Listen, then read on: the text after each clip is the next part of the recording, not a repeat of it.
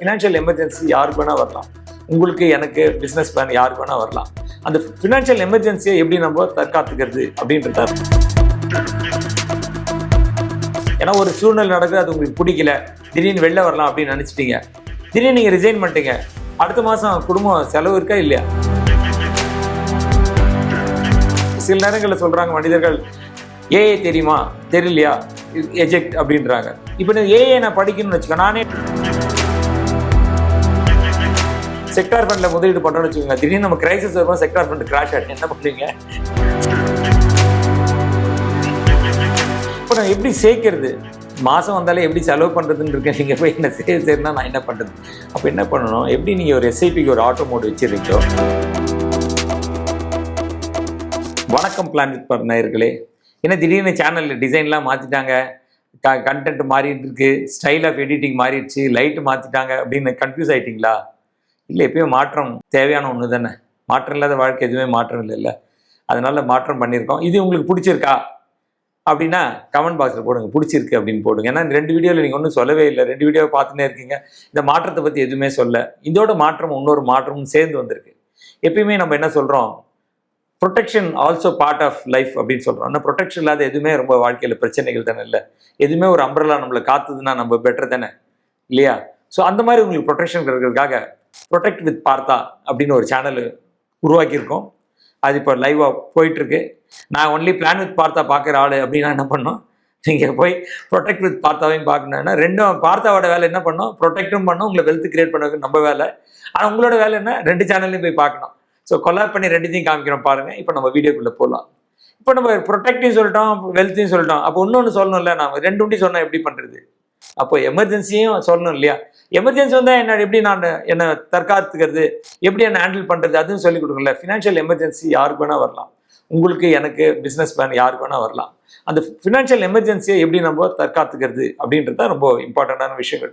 நமக்கே தெரியும், கோவிட்ல நிறைய நேரங்கள் நம்ம பார்த்துருக்கோம். ஹெல்த் இன்சூரன்ஸ் இண்டஸ்ட்ரியே பேசுகிறாங்க, கோவிட் தான் நிறைய அவேர்னஸ் கிரியேட் பண்ணிச்சு, நிறைய பேர் ஹெல்த் இன்சூரன்ஸை நாங்கள் செல் பண்ண தேவையில்ல, வாங்க ஆரம்பிச்சிட்டாங்க அப்படின்னு. இன்சூரன்ஸ் ரொம்ப வருஷம் கழிச்சு it is not been sold, it is been bought. அந்த ஸ்டேஜுக்கு மாறி இருக்கு ஹெல்த் இன்சூரன்ஸு.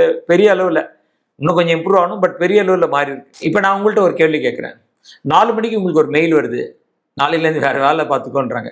10 மணிக்கு நீங்கள் உங்கள் எம்ப்ளாயர்கிட்ட சொல்கிறீங்க, நான் இந்த வேலை எனக்கு பிடிக்கல அப்படின்னு சொல்கிறீங்க. இந்த 2 சூழ்நிலையும் யாருக்கு வேணால் வருமோ வராதா? பட் திடீர்னு நீங்கள் டிசைட் பண்ணிட்டீங்க, ரொம்ப ப்ரெஷராக இருக்குது, திடீர்னு டிசிஷன், முதல் நாள் தான் டிசிஷன் எடுத்துட்டீங்க, நமக்கு இதுலேருந்து குவிட் பண்ணிடலாம். ஏன்னா ஒரு சூழ்நிலை நடக்குது, அது உங்களுக்கு பிடிக்கல, திடீர்னு வெளில வரலாம் அப்படின்னு நினச்சிட்டீங்க. திடீர்னு நீங்கள் ரிசைன் பண்ணிட்டீங்க. அடுத்த மாதம் குடும்பம் செலவு இருக்கா இல்லையா? மல்லிகை சாமான் இருக்குது, வீட்டு வாடகை இருந்தால் வீட்டு வாடகை இருக்குது, ஹோம் லோன் இஎம்ஐனா இஎம்ஐ இருக்குது, குழந்தைங்களோட எஜுகேஷனுக்கு இருக்குது, குழந்தைங்களோட செலவு, இந்த செலவுலாம் இருக்குல்ல. வெளில வந்துட்டீங்கன்னா அப்போ என்ன பண்ணுவீங்க? அவங்களே 4 மணிக்கு மெயில் அனுப்பிச்சாங்கன்னா, இன்றைக்கி ஒரு கம்பெனியில் சொல்கிறாங்க, வருஷத்துக்கு 2 வாரம் உங்களுக்கு ஆட் பண்ணி கொடுத்துட்றோம், 10 வருஷம் வேலை பண்ணிங்கன்னா 2 வாரம் 10 வருஷத்துக்கு அப்படின்னு கொடுத்தாங்கன்னு வச்சுக்கோங்க. நீங்கள் என்ன பண்ணுங்க, 3 மாதம் சம்பளம் வரும். அட்லீஸ்ட் அதாச்சும் பரவாயில்ல. நீங்கள் 10 மணிக்கு போய் வேணான்னு சொன்னால் என்ன வரும்? ஒன்றும் வராது. நீங்களே இறங்கி வரணும். அப்போ என்ன பண்ணுவீங்க? ஸோ எமர்ஜென்சி ஃபண்ட் ரெடி பண்ணணும். எமர்ஜென்சி ஃபண்ட் எப்படி ரெடி பண்ணுறது? நம்ம சொன்ன மாதிரி உங்களோட மாத செலவுகள் எவ்வளோ, உங்களோட குழந்தைங்களுக்குள்ள எஜுகேஷன் ரிலேட்டட் எக்ஸ்பென்சஸ் எவ்வளோ, நான் இஎம்ஐ கட்டுறேன்னா இஎம்ஐ. என் பேரண்ட்ஸ்க்கு நிறைய நேரங்களில் பார்க்குறோம், நம்ம யங்கர் ஜென்ரேஷன் என்ன பண்ணுறாங்க, பேரண்ட்ஸையும் சப்போர்ட் பண்ணுறாங்க. மாதம் பேரண்ட்ஸுக்கு ஒரு 10,000 20,000 அனுப்புகிறாங்க. இப்போ எல்லாத்தையும் கூட்டி உங்களுக்கு அது 3 மாதமா 6 மாதமோ ஏதோ ஒரு எமர்ஜென்சி ஃபண்டு செட் பண்ணலாம். 6 மாதம் கொஞ்சம் பெட்டர். ஏன்னா நம்ம இப்போ நீங்கள் ஜாபை குவிட் பண்ணி 10 மணிக்கு டிசைட் பண்ணிட்டீங்க, நான் வெளில வரேன்ட்டு, மார்க்கெட் சுச்சுவேஷன் நம்மளுக்கு தெரியல, உடனே 2 மந்த்ஸில் 3 மந்த்ஸில் கிடைக்குமா, இல்லை உங்களுக்கு பிடிச்சதை கிடைக்கிற வரைக்கும் நான் வெயிட் பண்ணுறேன். ஏன்னா எப்போ வெயிட் பண்ண முடியும்? உங்கள் பேக்கப் இருந்தால் உங்களால் வெயிட் பண்ண முடியும். இல்லாட்டி என்ன பண்ணணும், குடும்ப ப்ரெஷருக்கு 3ஆவது மாதம் எது பிடிக்கல ஜாபை சைன் பண்ணிவிட்டு 3 மாதம் 6 மாதம் 1 வருஷத்தில் பார்த்தா அது பிடிக்காது. திடீர்னு என்ன பண்ணணும், நீங்கள் திருப்பி எஜெக்ட் பண்ணணும், திருப்பி முதலேருந்தே ப்ராசஸ் ஸ்டார்ட் பண்ணணும். அதுக்கு நீங்கள் ஒரு எமர்ஜென்சி ஃபண்ட் ரெடி பண்ணி வச்சிட்டிங்கன்னா உங்களுக்கு பிடிக்கிற ஜாப் கிடைக்கிற வரைக்கும் நீங்கள் வெயிட் பண்ணுறதுக்கான சாத்தியக்கூறு இருக்குது. அதுக்கேற்ற மாதிரி உங்களை ப்ரிப்பேர் பண்ணுறதுக்கும் சான்ஸ் இருக்குது. சில நேரங்களில் சொல்கிறாங்க மனிதர்கள், ஏஏ தெரியுமா, தெரியலையா, எஜெக்ட் அப்படின்றாங்க. இப்போ ஏஏ நான் படிக்கணும்னு வச்சுக்கோ, நானே டிசைட் பண்ணிட்டேன், 10 மணிக்கு குவிட் பண்ணிட்டேன், நான் டிசைட் பண்ணுறேன் 3 மாதம் 6 மாதம் ஏதாவது நான் கோர்ஸ் பண்ணுறேன், I want to become a agent அப்படின்றீங்கன்னு வச்சுக்கோங்க. உங்களுக்கு 3 மந்த்ஸ் கோர்ஸ் தேவைப்படலாம். அது படிக்கணும்னா பணம் தேவையா இல்லையா? ஸோ அதுக்கும் பணம் தேவை தானே. அப்போது உங்களோட இலக்குகள் என்னவோ அதெல்லாத்தையும் ஒன்றா சேர்த்து வச்சு அதே எமர்ஜென்சி ஃபண்டுக்குள்ளே ஆட் பண்ணோம்னா, அப்போ எமர்ஜென்சி ஃபண்டை கிரியேட் பண்ணி நம்ம எமர்ஜென்சி ஃபண்ட் கிரியேட் பண்ணிடலாம். இப்போ எனக்கு எப்படி நான் எமர்ஜென்சி ஃபண்டை கன்ஸ்ட்ரக்ட் பண்ணுறது அப்படின்னா, இப்போ உங்களோட குடும்ப செலவு மாதம் 40,000 ரூபாய், குழந்தைங்களோட எஜுகேஷனுக்கு மாதம் 20,000 ரூபாய், இஎம்ஐ 40,000 ரூபாய், கார் இஎம்ஐ 14,000 ரூபாய். இது எல்லாத்தையும் கூட்டுங்க. இப்போ இதெல்லாம் சேர்த்து 1 லட்சம் வருது. நீங்கள் என்ன பண்ணால் 3 லட்சம் ஃபஸ்ட்டு கிரியேட் பண்ணலாம், 3 மாதத்துக்கு கிரியேட் பண்ணலாம், இல்லை 6 மாதம் கிரியேட் பண்ணலாம். இந்த கிரியேட் பண்ணிட்டீங்கன்னா ஈஸி. இப்போ நான் 6 லட்சம் எப்படி சார் ஒரே மாதம் வரும் அப்படின்னு நீங்கள் கேள்வி கேட்பீங்க, தெரியுது உங்களை பார்த்தாலே. அப்போ என்ன பண்ண முடியும்? ஓவர் நைட்டில் நம்மளை கிரியேட் பண்ணுவோம் இல்லை, இது ஸ்ட்ராட்டஜி, நம்ம பிளான் பண்ணி ரெடி பண்ணுறோம். அப்போ உங்களோட மாதம் முதலீட்டில் என்ன பண்ணோம், ஒரு 5,000மோ 10,000மோ எடுத்து ஆரம்பிச்சுனே வந்தீங்கன்னா என்ன ஆகும்? 1 வருஷம் 2 வருஷம் 3 வருஷத்துக்குள்ள உங்களுக்கு எமர்ஜென்சி ஃபண்ட் ரெடி ஆகிடும். இப்போ நாளைக்கு பிரச்சனை நாளைக்கே வரப்போகிறது இல்லைல்ல, என்றைக்கு பிரச்சனை வந்து ஹேண்டில் பண்ணுறது தானே. அப்போ இந்த மாதிரி நம்ம சேர்த்துனே வந்தோன்னா உங்களுக்கு 3 மாதம் 6 மாதம் உங்களுக்கு தேவையான பணம் எமர்ஜென்சியில் ரெடி ஆகிடும். அடுத்த கேள்வி கேட்குறேன், சரி சார் நீங்கள் இதெல்லாம் சொல்லிட்டீங்கன்னா இதை திரும்ப என்ன பண்ணுறது? இந்த எமர்ஜென்சி ஃபண்டை வீட்டிலேயே பருப்பு டப்பாவில் வைக்கணுமா, இல்லை எங்கேயா போய் முதலீடு பண்ணணுமா, என்ன பண்ணணும் அப்படின்னு கேட்பீங்க. இப்போ நம்ம என்ன பண்ணலாம், இந்த பணம் சேர்த்து 6 மாதம் எடுத்துகிட்டு போய் ஒரு செக்டார் ஃபண்டில் முதலீடு பண்ணிடலாம். செக்டார் ஃபண்டில் முதலீடு பண்ணுறோன்னு வச்சுக்கோங்க, திடீர்னு நம்ம கிரைசிஸ் வரும்போது செக்டார் ஃபண்ட் கிராஷ் ஆகிடும். என்ன பண்ணுவீங்க? செக்டார் ஃபண்டில் அதுலலாம் போய் இன்வெஸ்ட் பண்ணக்கூடாது. எப்பயுமே எமர்ஜென்சினா என்ன வேணும்? நம்மளுக்கு ஹைலி லிக்விடேட்டாக இருக்கணும். ஹைலி லிக்விடேட்டாக இருக்கணும் என்ன பண்ணணும்? எதர் ஒரு ஷார்ட் டேர்ம் எஃப்டியில் வச்சுக்கலாம், இல்லை லிக்விட் ஃபண்டில் வச்சுக்கலாம், இல்லை எனக்கு கொஞ்சம் டேக்ஸ் வேறு இருக்குது, எனக்கு பெனிஃபிட் வேணும் என்ன பண்ணணும்? ஆர்பிட்ரேஜ் ஃபண்டில் வச்சுக்கலாம், இல்லை ஆர்பிட்ரேஜ் ஃபண்ட் எனக்கு பிடிக்கல அப்படின்னு அல்ட்ரா ஷார்ட் ஃபண்ட் நம்ம வச்சுக்கலாம். இந்த மாதிரி நினைச்சா டக்குன்னு அதை லிக்விடேட் பண்ணி எடுக்கிறதுக்கான பார்த்துக்கணும். இப்போ ஆர்பிட்ரேஜ் ஃபண்ட்னா மினிமம் இன்னைக்கு விற்றா 2 நாள் கழிச்சு உங்களுக்கு அந்த பணம் வந்துடும். லிக்விட் ஃபண்டு டெட் ஃபண்ட்ஸ்லாம் வச்சிருந்தீங்கன்னா இன்னைக்கு விற்றா நாளைக்கு காலைல 10 மணிக்குள்ளே அந்த பணம் வந்துடும். எப்படி வச்சிருந்தீங்கன்னா நீ இன்றைக்கே போய் க்ளோஸ் பண்ணி இன்றைக்கே பண்ண எடுக்கலாம். அப்போ உங்களோட அர்ஜென்சிக்கு பேஸ் பண்ணி நம்ம வச்சுக்கலாம்.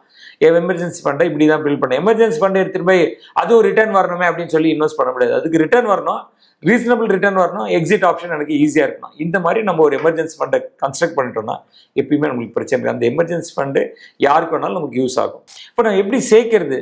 மாதம் வந்தாலே எப்படி செலவு பண்ணுறதுன்னு இருக்கேன். நீங்கள் போய் என்ன சரினா நான் என்ன பண்ணுறது?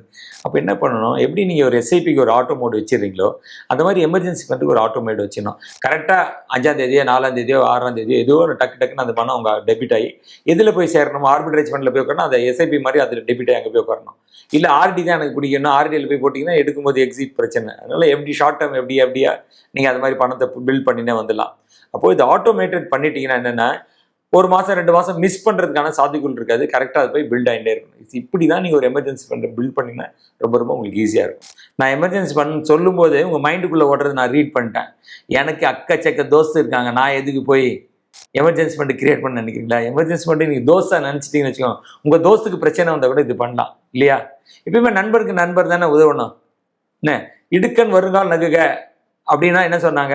எமர்ஜென்சி ஃபண்டு தான் சொல்லியிருக்கிறாங்க. நம்ம அன்றைக்கி புரியல எமர்ஜென்சி ஃபண்டுனா என்னன்ட்டு. ஸோ இந்த மாதிரி எமர்ஜென்சி ஃபண்டு உங்கள்கிட்ட இருந்தால் அது ஒரு நண்பனாக வச்சுருந்தீங்கன்னா உங்கள் நண்பனுக்கு பிரச்சனைனாலும் அந்த எமர்ஜென்சி ஃபண்ட் யூஸ் ஆகும். இப்படி ஒரு பிளான் பண்ணி நீங்கள் வாழ்க்கையில் வாழ்ந்தீங்கன்னா கஷ்டம் நீங்கள் ஆசைப்பட்டால் கூட உங்கள் கஷ்டம் உங்கள் பக்கத்தில் வராது. இந்த எமர்ஜென்சி ஃபண்ட் நான் கிரியேட் பண்ணோம், எனக்கு ஸ்ட்ராட்டஜியே இல்லை அப்படின்னா என்ன பண்ணணும்? உங்களுக்கு ரிஸ்க்கு ஏற்ற மாதிரி என்ன மாதிரி இடத்துல நீங்கள் இன்வெஸ்ட் பண்ணணும் அப்படின்ற ஸ்ட்ராட்டஜி யார் கொடுப்பாங்க? நான் கொடுப்பேன். என்ன பண்ணணும்? அதுக்கு நீங்கள் பெரியதாக வேலை பண்ணுவோம். உங்களுக்கு கீழே கொடுத்துருக்க நம்பரை கூப்பிட்டிங்கன்னா அவங்க உங்களுக்கு இது எப்படி ஸ்ட்ராட்டஜி எப்படி உங்கள் ரிஸ்க்கு ஏற்ற மாதிரி எப்படி இந்த ஸ்ட்ராட்டஜியை ஃபிக்ஸ் பண்ணுறதுன்னு சொல்லி கொடுத்துருவாங்க. இப்படி மாதிரி இன்ஃபர்மேஷனான ப்ராக்டிக்கலாக இம்ப்ளிமெண்டபிள் சொல்யூஷன் வேணால் என்ன பண்ணணும்? எங்கே போய் தேடலாம்? எங்கேயும் தேட தேவையில்லை. பிளான் வித் பார்த்தா சேனலை சப்ஸ்கிரைப் பண்ணுங்கள். ஆட்டோமேட்டிக்காக உங்களை தேடி அந்த வீடியோ வந்து உட்காரும். இப்போ இந்த மாதிரி இன்ஃபர்மேஷன் என் ஃப்ரெண்ட்ஸுக்கும் கொடுத்தா ரொம்ப நல்லாயிருக்கும். என் ஃப்ரெண்டு சப்ஸ்கிரைப் பண்ண சொன்னாலே பண்ண மாட்டேன் அப்படின்னு என்ன பண்ணுங்கள், 4 வீடியோ நீங்கள் அவர்கிட்ட ஷேர் பண்ணுங்கள். அவரே சப்ஸ்கிரைப் பண்ணிப்பேன், நீங்கள் அவர்கிட்ட ஒன்றும் சொல்லணும்னு அவசியம் இல்லை. ஸோ இந்த மாதிரி மேலும் சுவையான வீடியோ மீண்டும் ஒருவர் சந்திப்போம். நன்றி, வணக்கம்.